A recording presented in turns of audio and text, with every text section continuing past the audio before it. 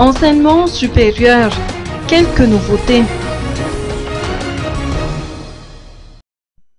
Monique Marie Rassoua-Zananer, ministre de l'Enseignement supérieur, a effectué une mission à l'étranger dans le courant du mois de septembre dernier.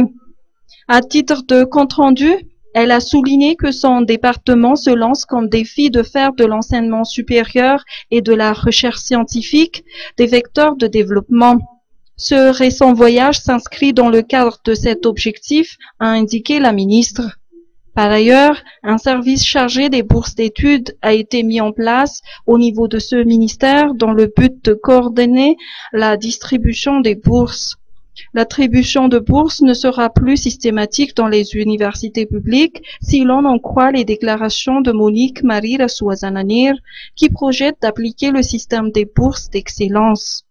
En ce qui concerne le paiement des heures supplémentaires des enseignants-chercheurs, le versement est déjà effectif dans les universités de Thomasin, Fenaratsu et Antsranan. Pour les autres établissements comme Antananarive, Tuliar et Mahajang, le ministère attend toujours le rapport financier permettant de déterminer le montant des heures complémentaires à verser. Enfin, et non des moindres, la rentrée académique sera fixée après la réunion des présidents des universités.